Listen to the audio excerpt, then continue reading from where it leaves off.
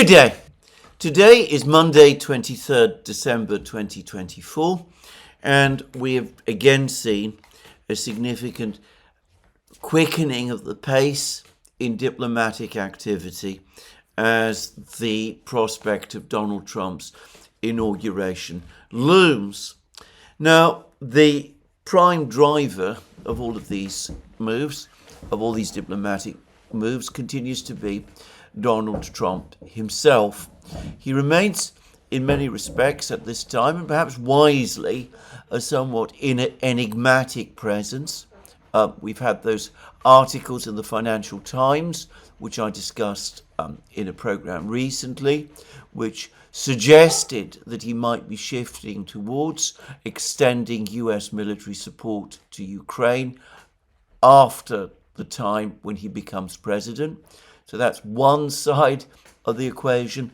But he's now been speaking, and we've also had more reports about the kind of steps that he's taking. And these, if anything, point in a different direction.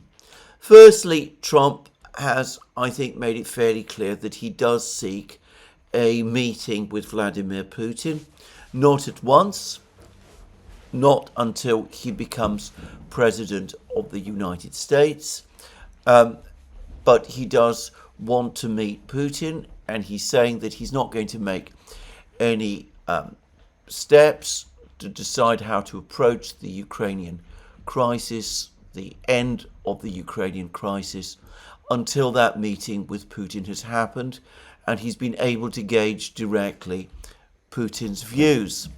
Now, this is interesting, and it is, by the way, in my opinion, absolutely the correct approach. To repeat again that point made, well, quite a while back now by Eve Smith in Naked Capitalism, the Western powers, when entering negotiations with third parties, in this case the Russians, in fact mostly the Russians, spend all their time negotiating with each other until they agree a common negotiating position. And by the time that agreement between the Western countries has been hammered out, what emerges is a negotiating position that has no real connection to reality, that is not remotely acceptable to the party that is supposed to be the key negotiating partner, in this case the Russians, leading negotiations rapidly to go into impasse. So Trump does seem to be aware of this. His people have been speaking to the Europeans. It would create major concern in Europe if that wasn't the case. And anyway, Trump is now saying that he wants to speak to Putin before he decides clearly how he's going to go forward. So I presume that the way this is going to work is that after the inauguration, after making the ritual trip to Kiev, which every American and Western official, it seems, must make in order to keep the media and the commentariat and all of the people, those sort of people, off their back. After the ritual meeting to Kiev, which Kellogg will go forward and visit Moscow, and I assume that his purpose in going, his mission in going, will be to sort out some kind of arrangements, the arrangements for the summit meeting between Putin and Trump. For the moment, at least, Putin's spokesman, Peskov, is saying that there's been no contacts and no work done about arranging a summit. This is what Peskov said to TASS, this morning. So far, there have been no real impulses. Peskov said, answering a question if there is a possibility for a meeting before Trump's inauguration, or if there have been no specifics or causes for in-person contacts. I don't myself think that a meeting before the inauguration is going to happen. I think that when Trump meets with Putin, he will meet Putin as president of the United States, head of the US government, as a man authorized and empowered by the Constitution and by the American people to make decisions on their behalf. I don't think that Trump has any intention of meeting with Putin at this time as a private citizen, which technically he still is, and I think that would be the right approach. And I think the Russians, incidentally, would be extremely concerned if they were asked to agree a meeting with Trump before he became president. They would wonder what that was all about, and they would wonder whether there was any point to such a meeting. So I am sure that the summit meeting will take place after Trump's inauguration on the 20th of January. Now, an awful lot is happening alongside that also suggests to me that work maybe to set up this meeting is indeed underway. Now, over the weekend, the Prime Minister of Hungary, Viktor Orban, gave a very interesting interview, I believe it was to Hungarian television, in which he said that Europe, and it was interesting that he spoke about Europe, has lost its war in Ukraine, though it is in denial about it. This seemed to shift much of the responsibility, or perhaps the major responsibility, for the war onto the Europeans. And it also strongly cast doubt on the real will within Europe to seek a negotiated outcome to the war. And on the latter, I have to say, I think that Orban is right. I've been giving a lot of thought over the last couple of days to those two articles that appeared last week in the Financial Times, the two articles which I discussed at length in one of my programs. The one article which was basically about various European plans and schemes and ideas about sending large peacekeeping forces to Ukraine following a compromise deal between the Russians and the Americans, with no understanding or recognition or acceptance that the idea to send peacekeeping forces to Ukraine in the numbers that have been talked about, were talked about in the article, and which the Europeans are apparently talking about with each other, with no acceptance that this is completely unacceptable to the Russians, a point very properly and forcefully made by Anatol Lieven in two articles that he's published in, from memory, Responsible Statecraft.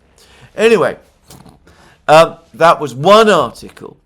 The other article spoke about some kind of a deal that was in the making, whereby the Europeans commit to raise defense spending to 3.5% of GDP, Trump supposedly demanding 5% of GDP, and in return, the United States, the Trump administration, commits to continuing to support and supply Ukraine.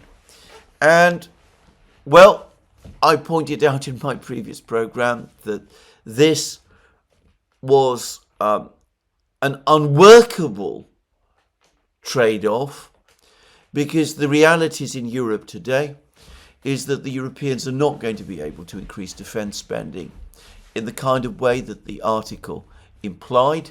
They're in no position to take on the Russians by themselves, and everybody knows it. The fiscal and economic challenges in Europe make this whole proposal completely unworkable. The industrial base for this kind of military build-up in Europe simply isn't there. If Trump were unwise enough to fall for this idea, then what he would quickly find is that though he is indeed committing himself to continue to support Ukraine, and he's continuing to ship weapons and supplies and money to Ukraine, the Europeans would fail completely to fulfill their part of the supposed bargain by increasing their military to the level that Trump wants them to. So I said this was a terrible idea, and it looked to me like another attempt by the Europeans essentially to persuade Trump to go on supporting Ukraine in return for promises of increased defense spending and defense procurement and a military build-up in Europe, which in reality is never going to happen.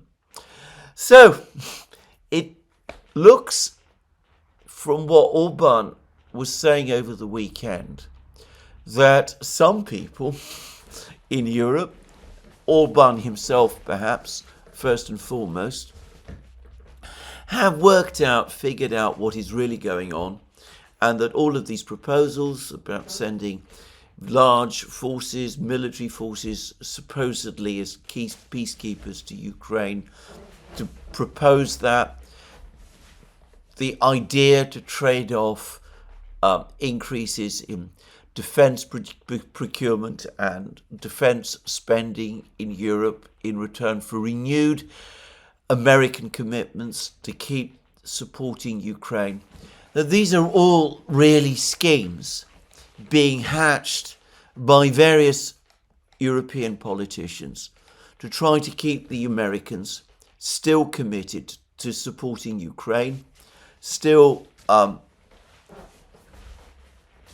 still investing in Project Ukraine, and beyond that, to prevent the Americans from doing that thing which the Europeans are most concerned about of all, which is reducing their commitment to Europe, drawing down their forces in Europe so as to focus on other places which Trump and many people in the United States believe are more important to the United States, to the Asia-Pacific region.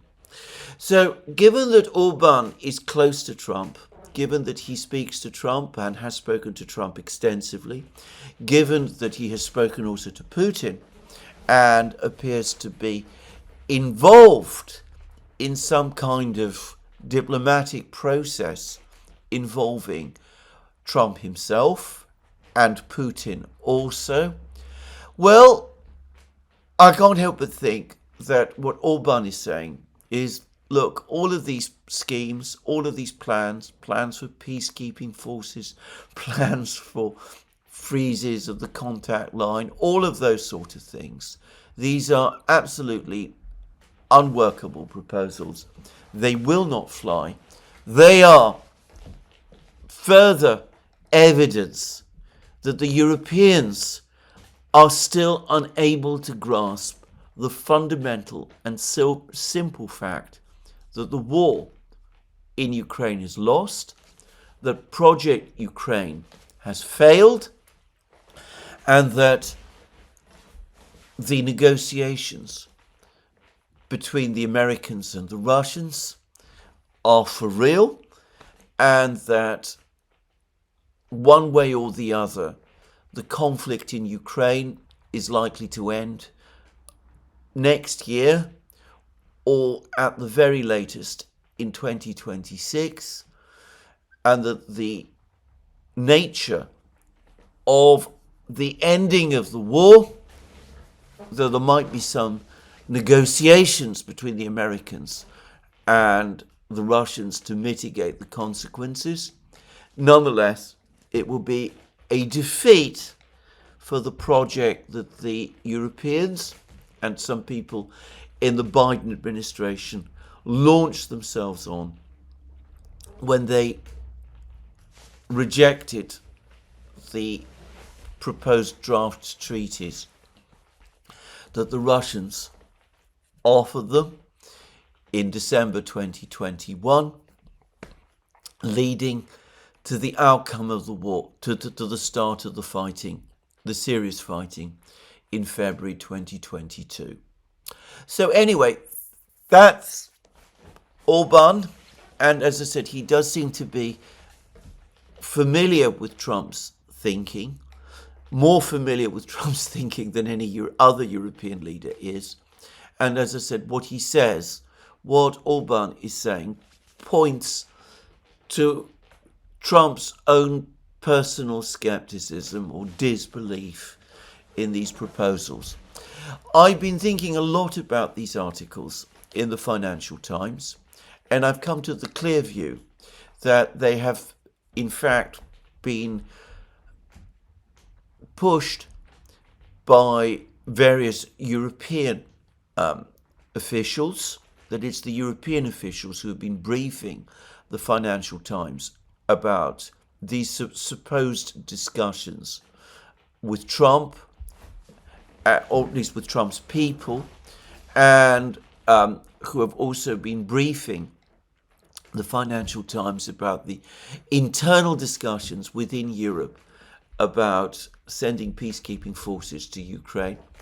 I'm going to venture the further guess that these so-called European officials are actually British officials, and that what happened was really an attempt by someone in Europe to try to connect two actually quite separate things.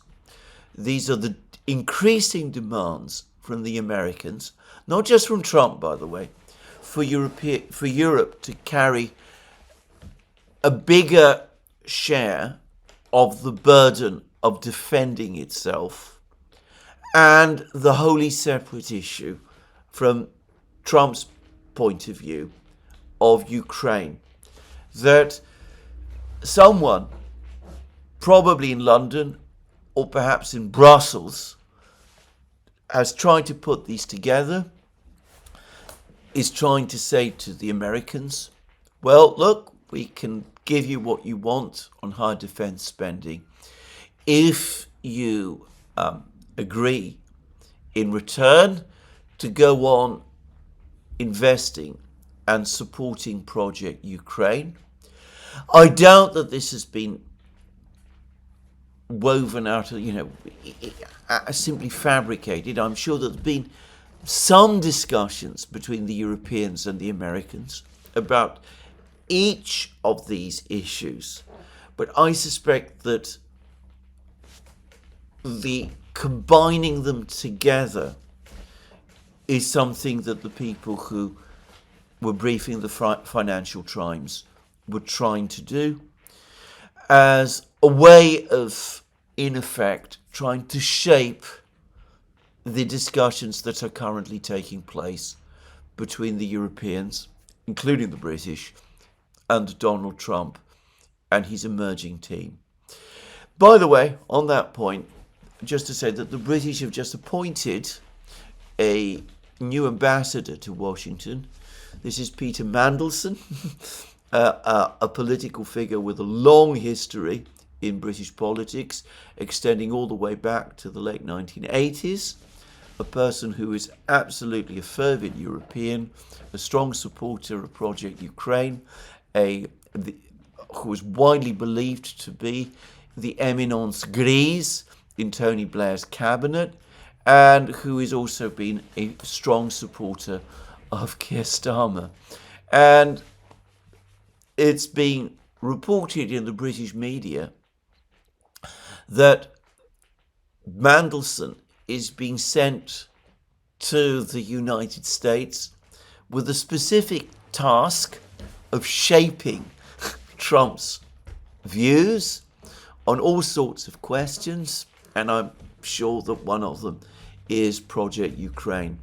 In fact, I ought to say that, in my opinion, he's just about the worst person to be sending to Washington as ambassador at this time.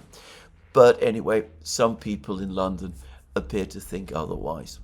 So anyway, that's ORBAN, and that's what ORBAN is saying, and I suspect that ORBAN is conveying a clearer and more accurate message about the real thinking within the Trump team than the articles in the Financial Times were, which look, as I said, to me, like attempts by some people in Europe not to shape the negotiations in it with any real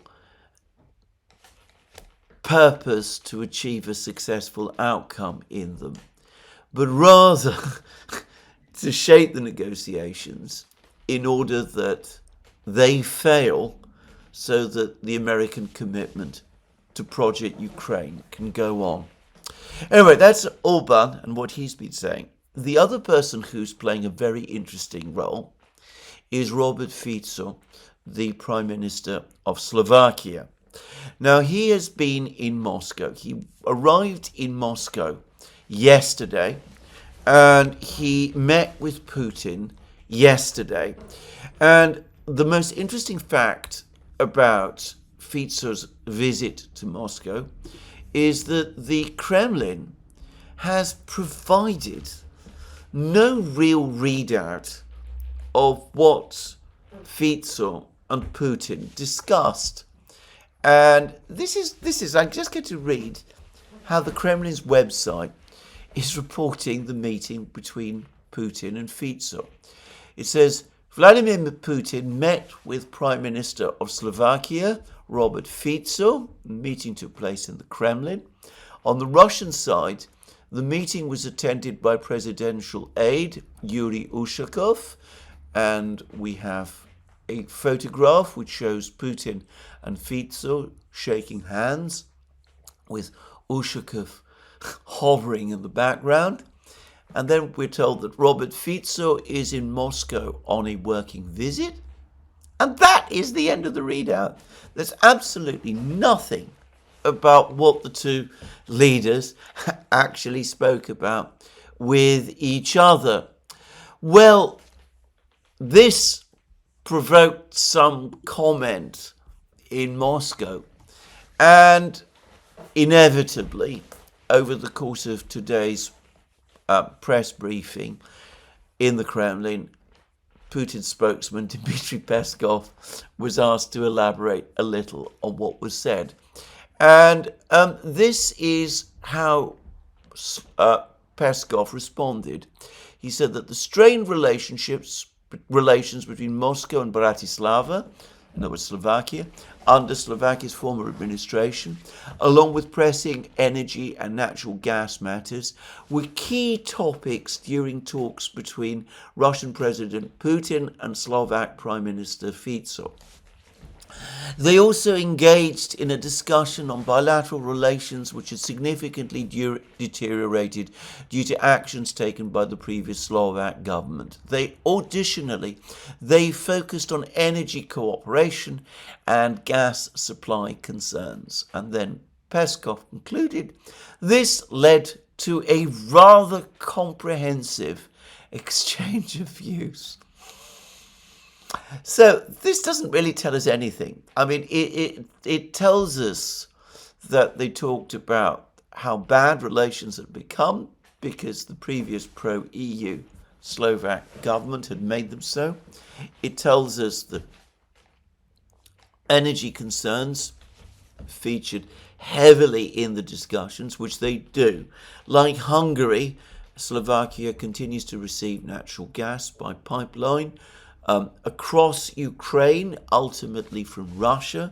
There have been issues with payment problems. There have been issues with Ukraine now saying that it's going to cancel further gas transit. All of these issues have been talked about. So clearly that was an important part of the discussion. But we are also told that this led to a rather comprehensive exchange of views. So clearly they discussed much more than these two, well, admittedly important issues. And I'm going to make a suggestion that Fico's visit to Moscow, which appears to have been arranged, again, at really very short notice, there was little indication that such a meeting was in the works until basically it happened, just before it happened. I'm going to suggest that this is also part of the same negotiating process that we've been seeing. The Russians, the Americans, Putin's people and Trump people are looking for ways to reopen the dialogue. There was a long telephone conversation between Orban and Putin, one which went on for a whole hour. Now, an envoy, an intermediary, has actually visited Moscow and has had a direct meeting with Putin himself. And it's not Orban, who's already been to Moscow and has perhaps felt rather exposed and doesn't want to be seen going again. It might set alarm bells ringing, not just in Europe, but even among some people in Hungary. If Orban were to go to Moscow directly after a telephone call, a 1-hour telephone call between himself and Putin, some would say that Orban was obviously up to something, and given the kind of opposition that Orban faces from many governments in Europe, they might say that whatever it was that he was up to obviously up to no good. So, rather than Orban going to Moscow for a follow-up perhaps to that telephone call between Putin and Orban, send someone else, Orban's close friend and political ally, Robert Fico, the Prime Minister of Slovakia. Bear in mind that Fico is proudly left-wing, social democrat, as he would say, or socialist, a person who of working class background. Orban is an intellectual, Christian, conservative. They have very different political outlooks in many respects, but on many things, on EU overreach, on relations with Russia, on the need for peace in Ukraine, the two see eye to eye. And as I said, over the last couple of months, since Fico became Prime Minister of Slovakia again, they've clearly been working together and have formed a partnership with each other. So Fico is a logical person to send to Moscow. And he's gone to Moscow and he's had a meeting with Putin, and we're told that there was a rather comprehensive exchange of views. Now, as I have discussed in recent programs, Putin himself has been setting up very clearly his ideas about how the conflict in Ukraine should end. And it's based on the Istanbul proposals with significant modifications, reflecting the fact that the Russians have not only captured much more territory, but are clearly well on the way to winning the war. They want the entire 4 regions. They're not prepared to negotiate on boundaries. There were some suggestions that they were, but for the moment at least, Putin is categorically ruling that out, or at least the Russians are categorically ruling that out. And obviously, Ukraine must be neutral. There is no question of it ever joining NATO or any of those things. But though I doubt that either Orban or Fico want to act as negotiators on Trump's behalf, nonetheless, they will want more. They will want to get a further, perhaps even clear understanding from the Russians about what they might be prepared to agree to, about security arrangements in Europe, about Ukraine itself. And I'm going to further suggest that both Orban and Fico will want that summit meeting with Trump, between Trump and Putin, to take place as soon as possible so that the war can be brought to its conclusion. And I think that, and this is obviously pure guess, but I think that one of the purposes of Fico's visit is to take forward the idea of arranging the meeting between Putin and Trump. There's many unanswered questions. It's not clear, for example, where the two leaders would meet. There'd be serious difficulties about meeting anywhere in Europe. If Putin were to meet, for example, in Hungary or Slovakia, there might be issues about the ICC warrant, about overflying Ukraine, about overflying NATO territory, all of those kind of things. But perhaps that can all be worked out or arranged. It'd be interesting to know where the summit meeting would take place, whether it would be in Europe. It might not have to be Europe. Trump might not be willing, however, to go to some of the places that might be suggested. Turkey, for example.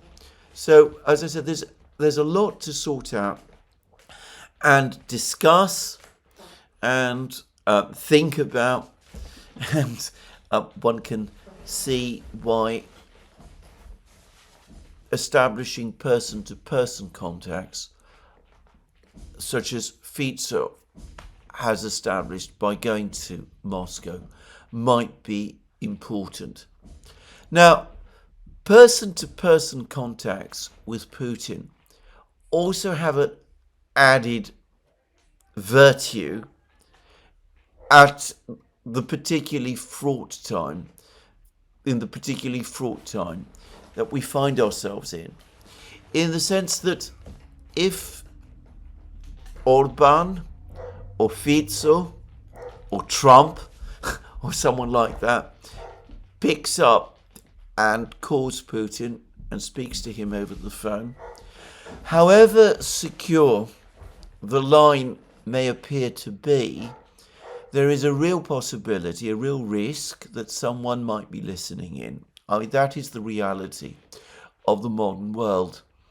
And meeting directly with Putin in the Kremlin will mitigate that danger very considerably, in the sense that the Kremlin tends to know how to keep its secrets. It's much less likely that there will be people, unwelcome people, Americans, Britons, Ukrainians, listening on to the conversation as it takes place. And that means that people can speak more freely and openly with each other than they might be able to do if they speak over the telephone. And, well, it's an interesting fact that even as Orban and Fico have now resumed the process of establishing direct contacts with Putin, some other European leaders who are far more Western aligned are talking about doing the same thing. One is the current Austrian Chancellor, who actually did visit Moscow briefly in 2022. Doesn't seem to have achieved anything at all by going there, but is apparently now again floating the possibility of going back to Russia. Austria used to have a very lucrative and successful and very close economic relationship with Russia.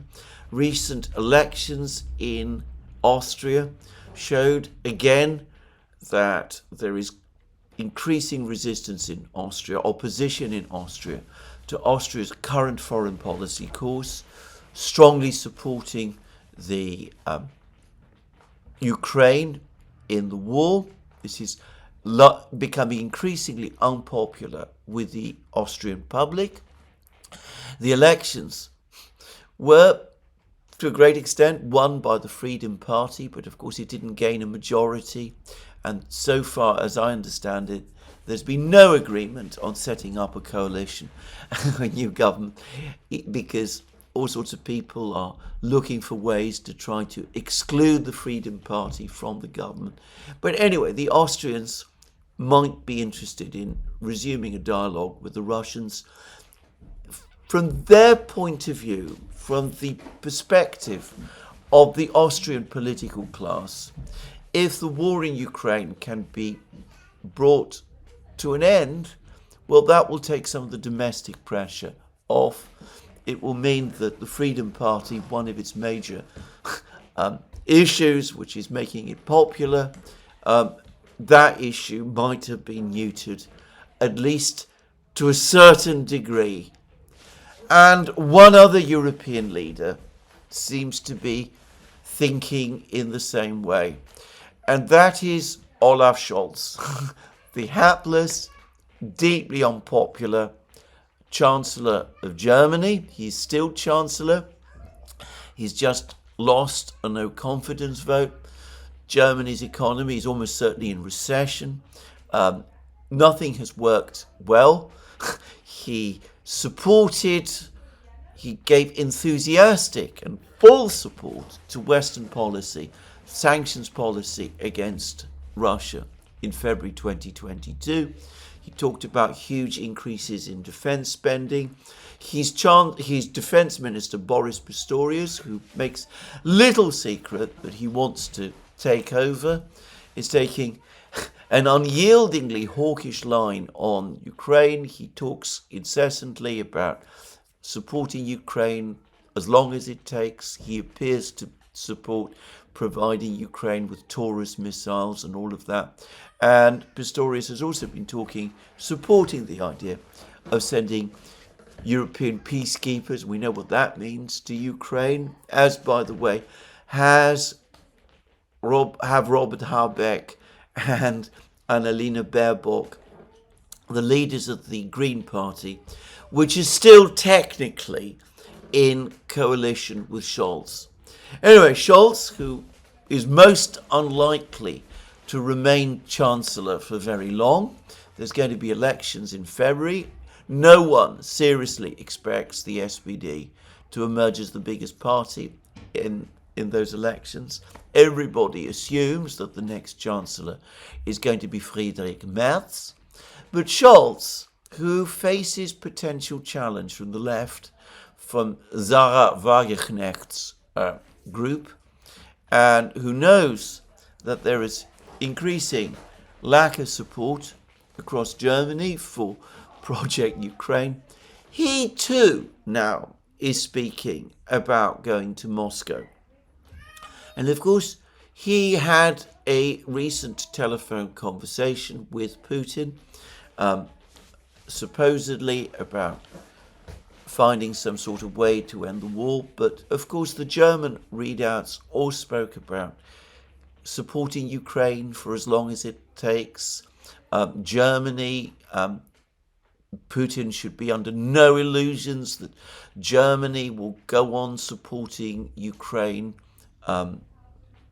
for as long as that support is needed.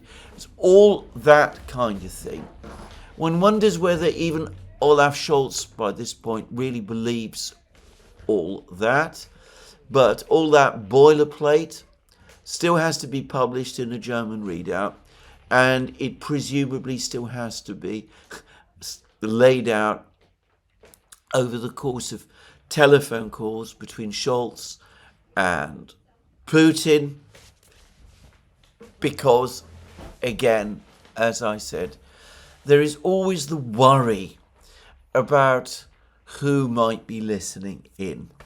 So Scholz, who is facing an election and who at least wants, presumably, to save something from the wreckage, maybe come out of the election in a sufficiently strong position to be able to bid successfully to become Friedrich Merz's coalition partner in place of the Greens and the Free Democrats. Maybe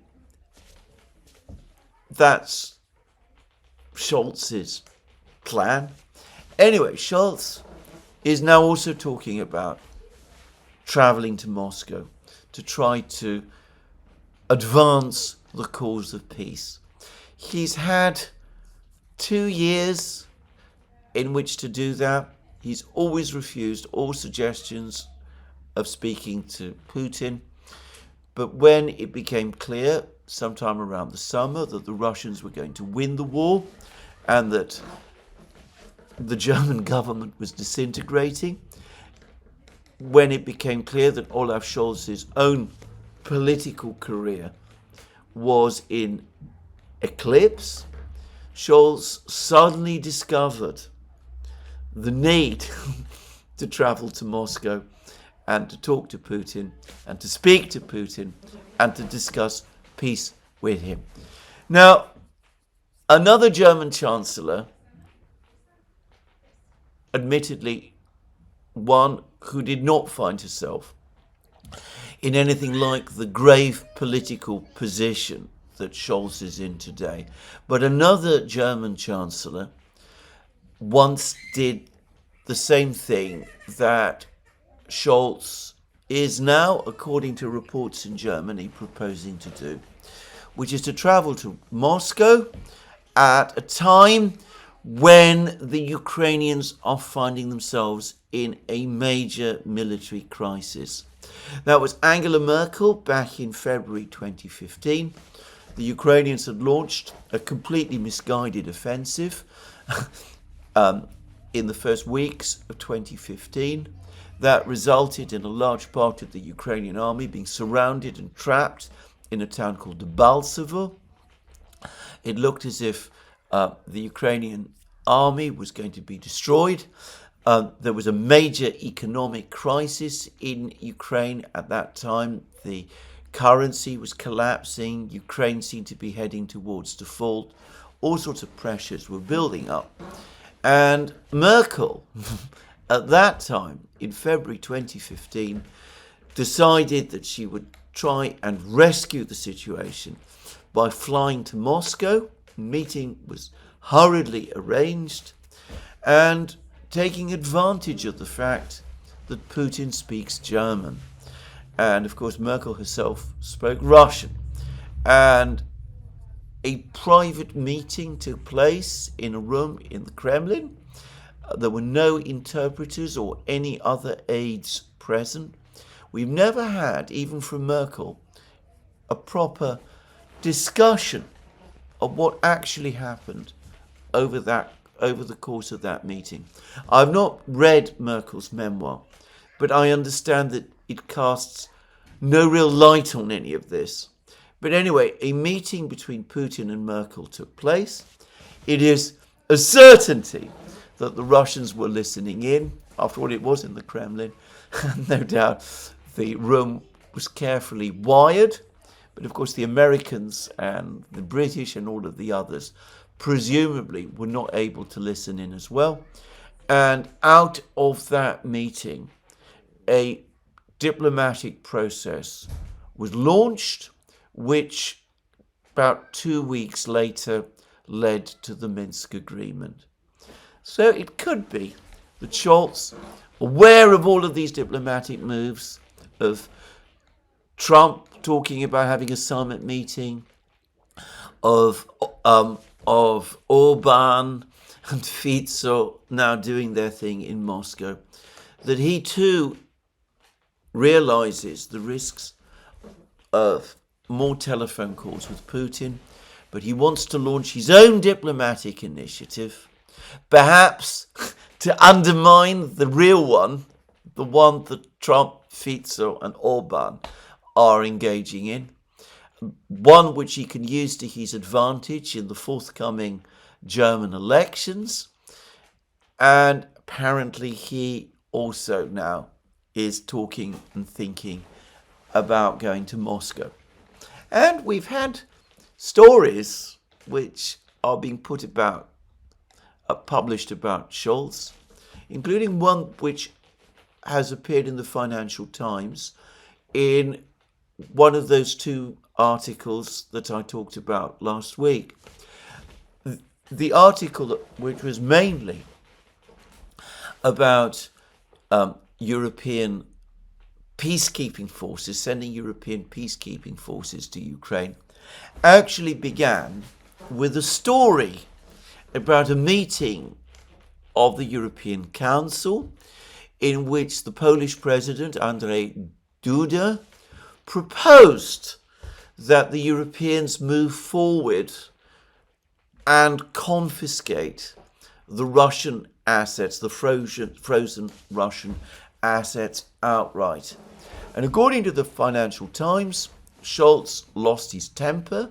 He shot back that he had rejected this whole idea again and again, that Duda didn't understand what he was talking about, didn't know what he was talking about, that Poland isn't even in the euro and doesn't understand the effect, the potential effect on the euro if such a thing were done.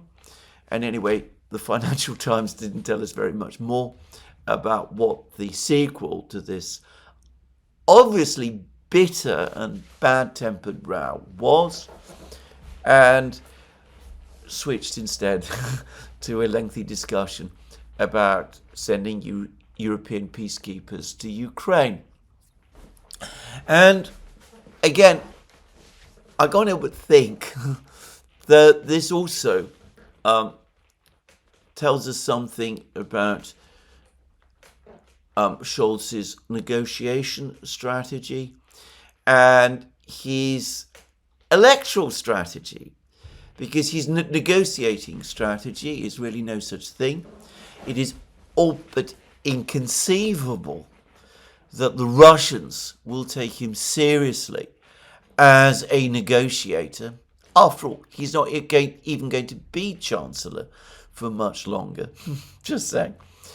But Scholz presumably wants to project himself to the German people, not only as the person who's now seriously looking to talk peace to Ukraine, over Ukraine, who's negotiating in earnest with the Russians, who's trying to move the Russians towards peace, but he's also projecting himself as the defender of the euro, of German living standards, the man who is opposing this reckless and crazy move to seize the Russian assets, which would undermine the euro. Now, all of this, of course, would be a lot more impressive if Scholz had actually acted through on all the various things he'd said before.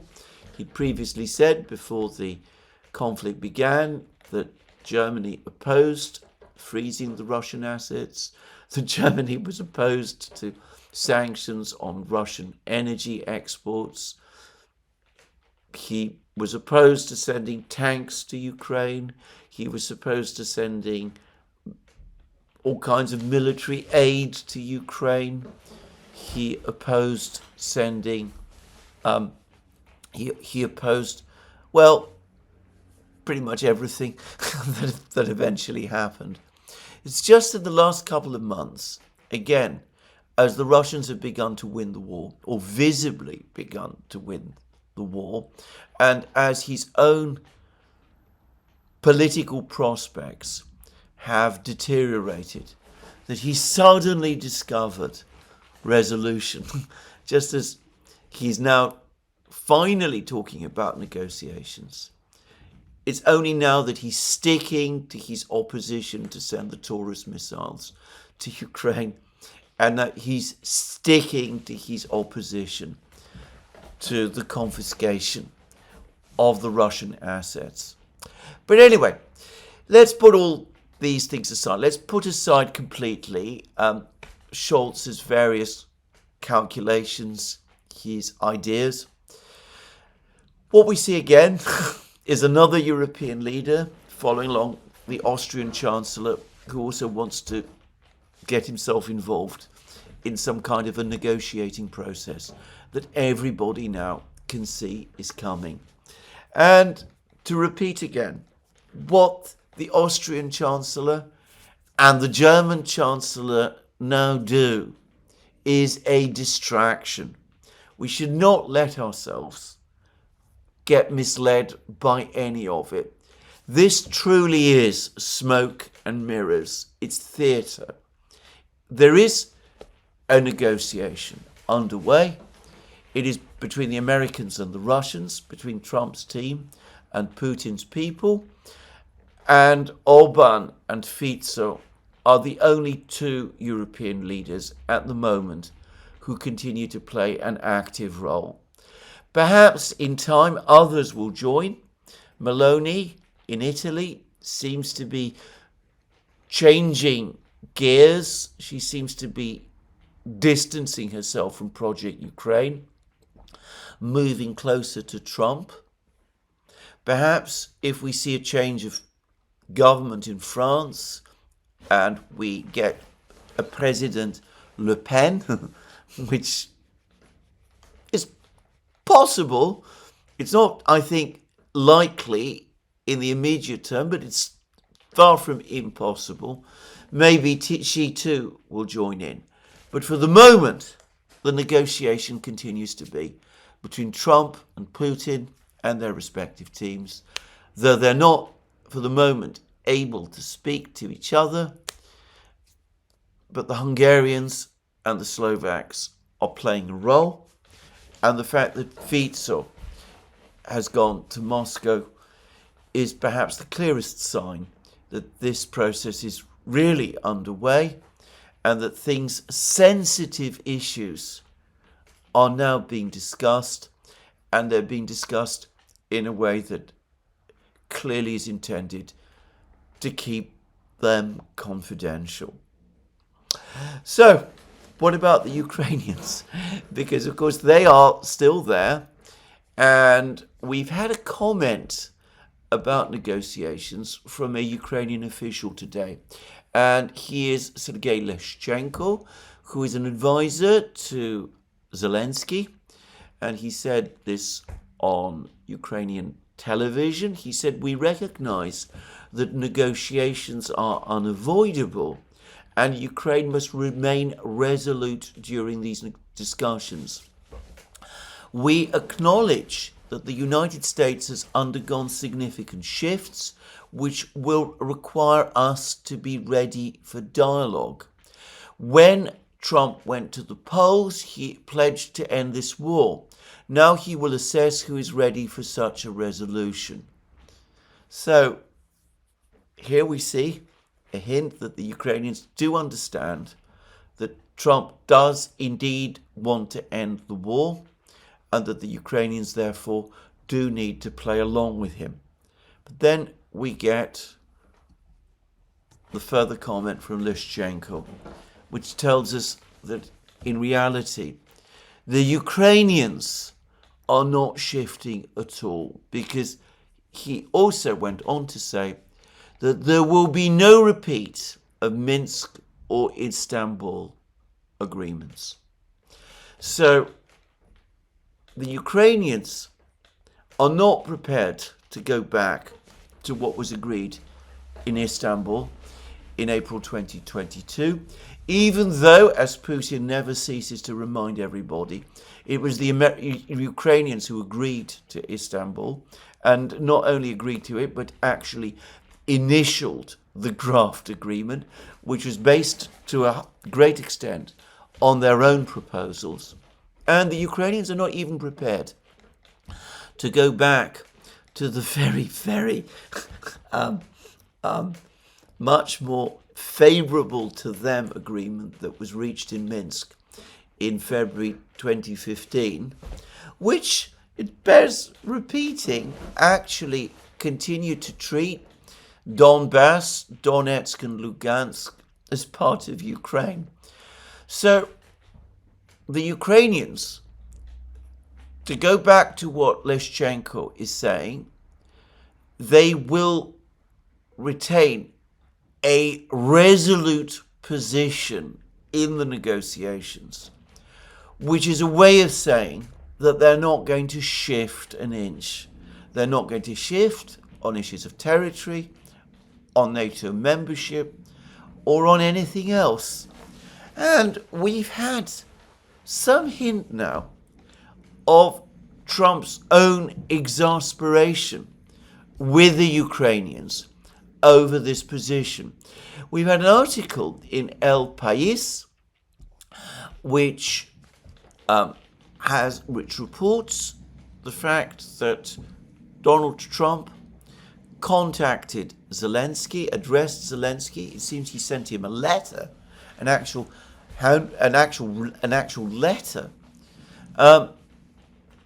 telling Zelensky that Zelensky really did need to start thinking seriously about how to end the war, or at the very least, how to achieve a ceasefire. And we've even had a quote from the letter. It's nice to say you want your land back, but the cities are mostly destroyed. You look at some of these cities and there's not a single house left standing. So when you say return the land, return what? This is a 110-year reconstruction. Now, El País used to be the Spanish-speaking world's newspaper of record. It was very much like Le Monde and the New York Times in some ways. It carried enormously comprehensive coverage of world affairs, lots of articles discussing world affairs, often at immense detail, and you used to get great commentaries, often very erudite and very interesting. Well, that was once upon a time. El País still pretends that it is the Spanish-speaking world's newspaper of record, but anybody who goes to it today quickly discovers that it is nowadays singing from the same hymn sheet as all of the other publications that I just mentioned, Le Monde, the New York Times. It reports things very much from a NATO, Western, globalist, neocon perspective. And I've gained the clear impression that even more than, say, Le Monde, it is extremely close to the Ukrainians. And that brings us to this question, because, of course, who provided El País with this quote of Trump's from the letter that Trump sent to Zelensky? Well, the answer is the Ukrainians did. I can't imagine that Trump's people shared this tidbit with El País. The Ukrainians, somebody in Zelensky's office, it must presumably on Zelensky's instructions, circulated this information. It's in fact all over the media in Ukraine. And they did that by, in effect, laundering this story through El País.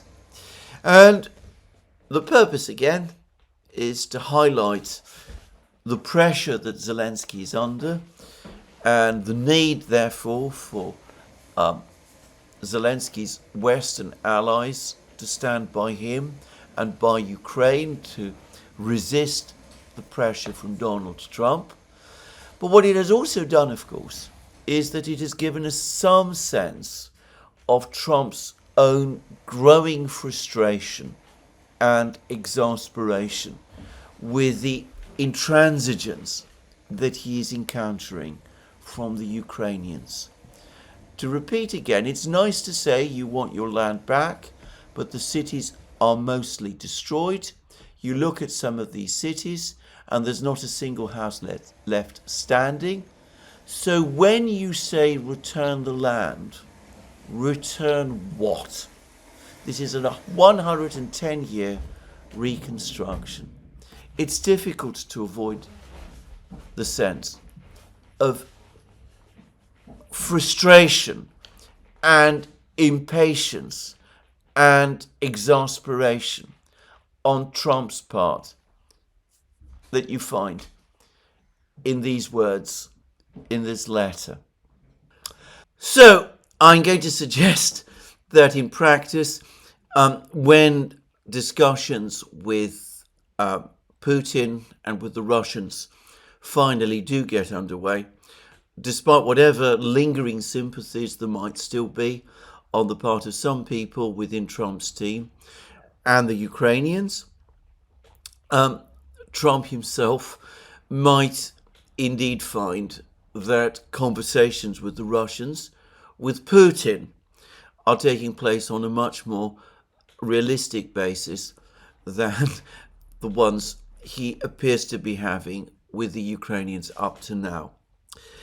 Going back to Zelensky himself and what Zelensky's trying to do, not only is he obviously rejecting a new Minsk or a new Istanbul or going back to Istanbul, not only is he insisting on agreements, on a settlement, which might make sense if Ukraine was winning the war, whereas, of course, in reality, it is losing it.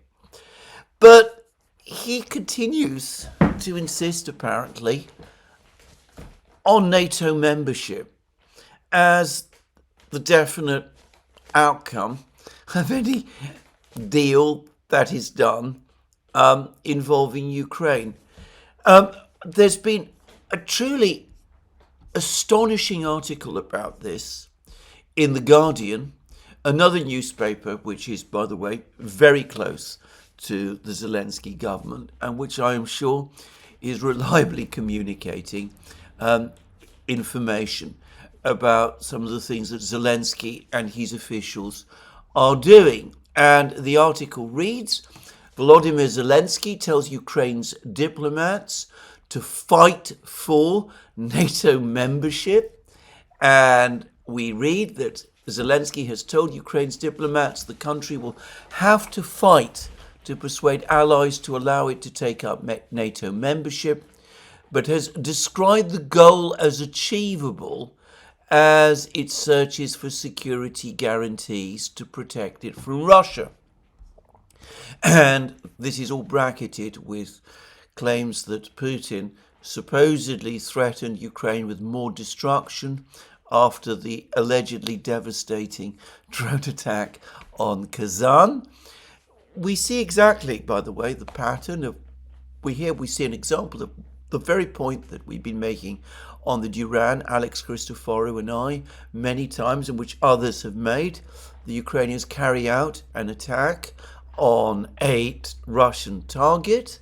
The attack has no military significance, but it is intensely provocative, and they try and turn around any Russian reaction in order to gain sympathy in the West and to try to promote in the West the narrative that Ukraine needs even more support to protect it from the very Russian retaliation it has invited upon itself. But anyway, there we go. So I, by the way, have not been able to find anywhere any Russian comment in which any Russian article in which Putin is actually said that Russia is going to inflict more destruction upon Ukraine in response for the Kazan attacks. Maybe, quite possibly, Putin did say something like this, but nothing like that has appeared on his website, on the Kremlin's website. I've seen nothing like that in the TASS news agency. Maybe I've missed it. My own experience, however, and I have to say this, is that I don't believe any report that appears in any Western media outlet about anything that Putin is supposed to have said, unless I've read an official, confirmed Russian version of it. Anyway, put all of that aside, and the Guardian article then goes on to say, Kiev says membership of the Transatlantic Military Alliance or an equivalent form of security guarantee, and of course the operative word here is equivalent, would be crucial to any peace plan to ensure Russia does not attack again. NATO has said Ukraine will join it one day, but has not suggested when or issued an invitation. Now, from a Russian point of view, from the point of view of any negotiations, this is obviously dead in the water. The Russians have repeatedly said that NATO membership for Ukraine is absolutely to be ruled out.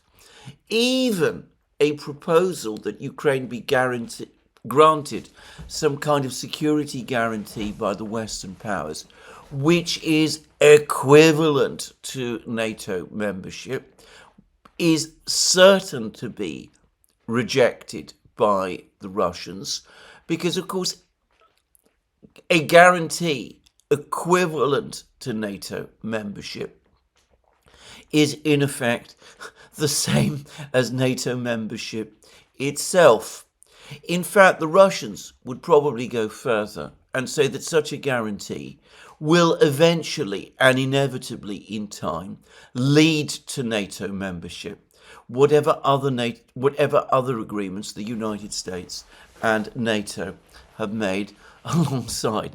So Zelensky talking about this kind of proposal, NATO membership or its equivalent, can only be intended to do one of two things: either to ensure that negotiations between the Russians and the Americans fail, and that there is no peace agreement to end the conflict in Ukraine, or else perhaps he really does believe that he can win through bluff and negotiation, or at least not negotiation in which he participates, but he can manipulate the Americans and the Europeans, but of course principally the Americans, and most especially Donald Trump himself, to somehow win for Ukraine through diplomacy the war Ukraine is currently losing on the battlefield, or trick the Americans into some kind of unlimited escalation of the war in Ukraine with themselves directly involved, because that is the only actual way that this can be prevented, that this can be achieved, gaining NATO membership. A plan which, of course, would invite World War III. I can't help but think that Trump, if he hasn't figured this all out already, must gradually be coming to understand what an impossible problem Zelensky and his government represents. And I'm starting to wonder whether Putin's endless harping upon the fact that Zelensky is an illegitimate president of Ukraine isn't some way of Putin signaling to Trump, look, if you really do want a deal to be done over Ukraine, you've got to do something about Zelensky. Maybe you can arrange to have him removed and replaced with someone who's more reasonable. Just saying. Anyway, one way or the other, to come back to my point, any negotiation is going to have to face the problem of the fact that the Ukrainians are almost certain to reject the outcome of any American-Russian understanding, which falls short of Ukraine's genuinely maximalist demands. And then that takes us back to the starting point and to that article by Eve Smith, which I discussed yesterday. If this negotiation, as such, cannot lead to any acceptable kind of outcome because Ukraine is going to reject it, why are the Americans and the Russians even talking? Why is Trump wasting his time with all of this? Why does he want to meet Putin? Why is Fico in Moscow? What is that can be discussed? If it is the case that Trump also perhaps has some better understanding now that the Russians are not going to fold on any of this, then what is the purpose of all of this? Could it be that Trump does intend to do what I initially suggested, which is eventually wash his hands of Ukraine, say that he did his best, that the United States has done its best, that the Ukrainians are not interested in compromise, that the matter therefore can be left to the Europeans and to the Ukrainians, and that it doesn't concern the United States? Could it be that Trump is basically preparing the ground to do that? Or is he indeed eventually going to follow whatever hints Putin is dropping and do something about Zelensky? Well, we're going to have to wait and see. But it does seem to me that some kind of dialogue between Trump and the Russians is indeed underway, that Orban and Fico are playing a role.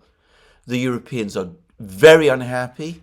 As Orban says, they are in denial about the fact that they have lost the war. And the Ukrainians, who perhaps have a rather better understanding, one must assume they do, of the real situation than perhaps some people in Europe do, they, for all the many reasons that I have discussed in earlier programs and which we've discussed on the Duran, Alex Christoforou and myself, the Ukrainians continue to take the hardest possible line and have made it quite obvious that as far as they're concerned, they would prefer that there were no negotiations at all. So we'll have to see where this process goes, but a process of some kind definitely is underway. The Russians, as I said, have set out their position. They're not budging an inch.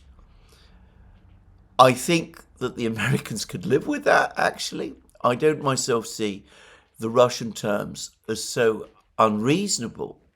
The Europeans would be horrified, and the Ukrainians will do everything they can to sabotage this process. And we see that this is the case, with Zelensky giving instructions to his diplomats to press for NATO entry, something which Trump has already made clear he doesn't support, and with the Europeans doing what they can to muddle the picture with talk about peacekeeping forces and that sort of thing, and leaks, strategic leaks to the Financial Times, and with Scholz and the Austrian Chancellor now talking about visits to Moscow and diplomatic initiatives of their own.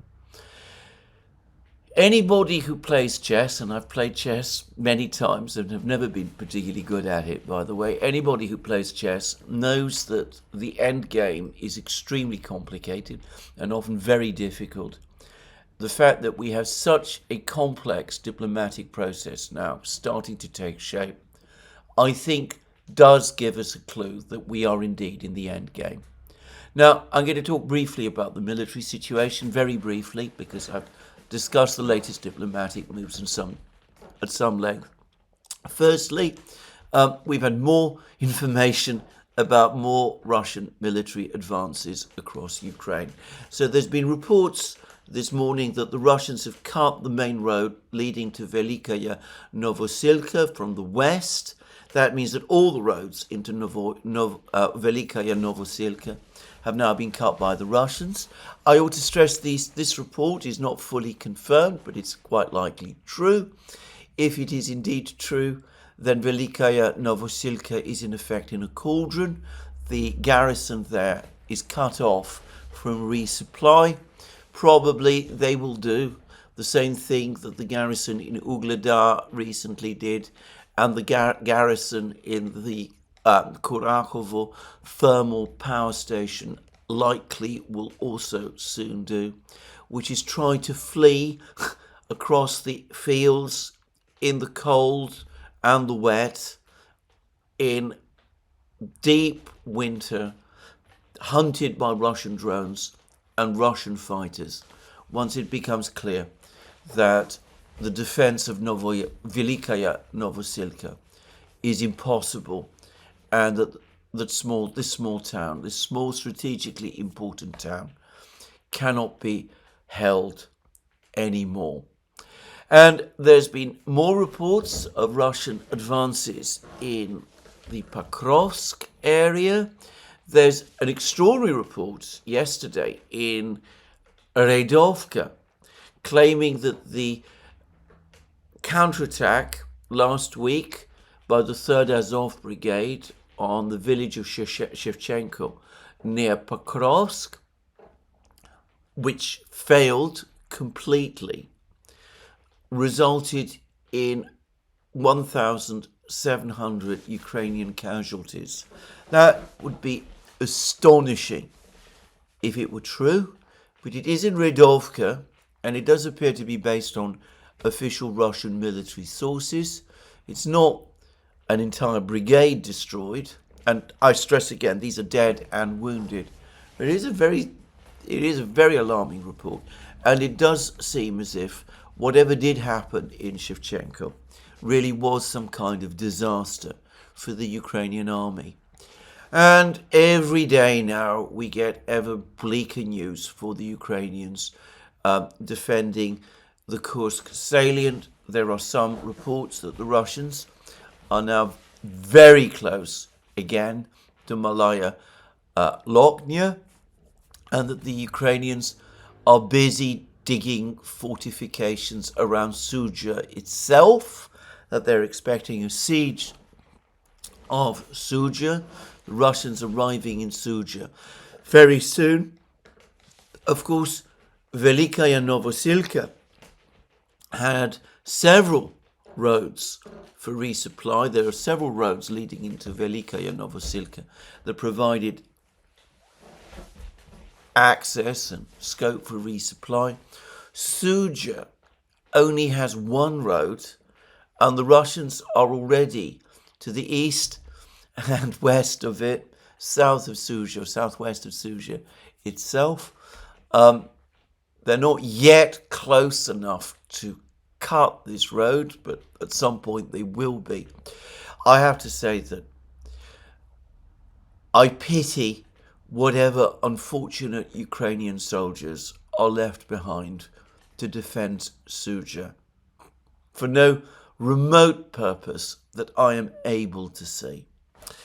So I'm going to finish this program today with one last comment about the Oreshnik system, because I've had some private information about it. This follows from my discussions of the articles, the two articles by Amerikanets. The first one based on satellite photos, the second one which walked back the claims made in the first article. Anyway, this information, and I'm going to be very careful discussing the source of this information, though, to repeat again, I do consider this I do consider this information reliable. Anyway, this information is basically as follows: that the Oreshnik, one of its new features is that it uses a new, very advanced rocket fuel. And this explains its hypersonic speeds, which had not been achieved before. That may suggest, by the way, that this particular missile is smaller, dimensionally smaller than might be expected, and it would argue against it having any connection with the intermediate range Rubej ICBM, just saying.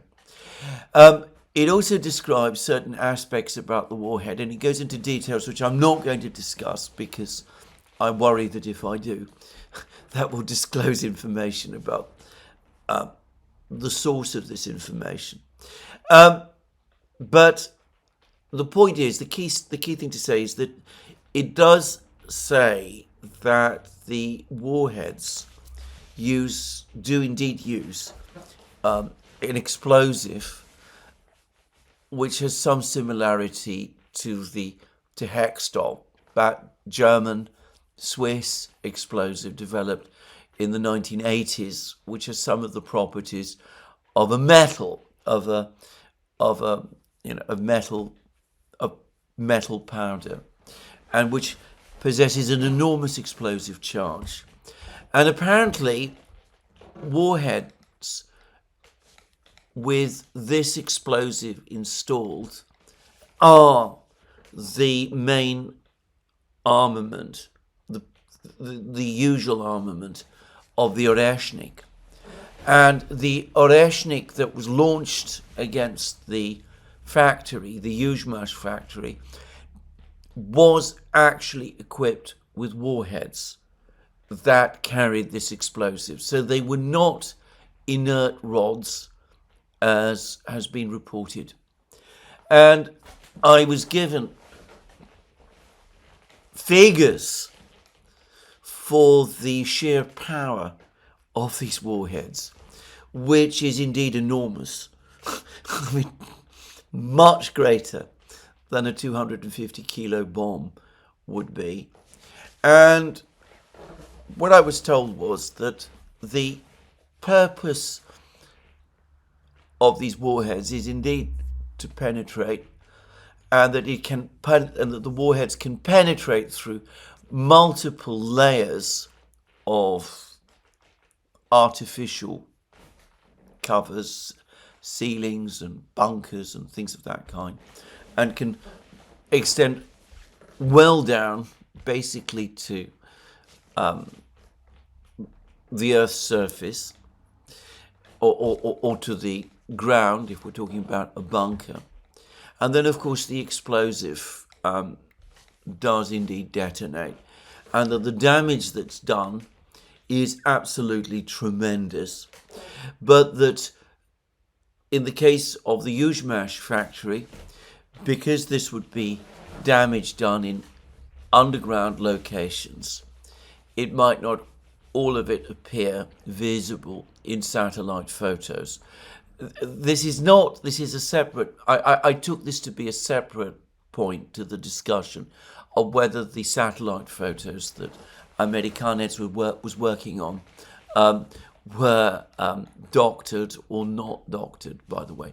And may I just say that the company that has provided those satellite photos to Amerikanets, I think in light of the discussion that's taking place, I would invite them to comment publicly on the allegations that are being made about the photos. If they're saying that the photos have not been doctored, I think they should say so.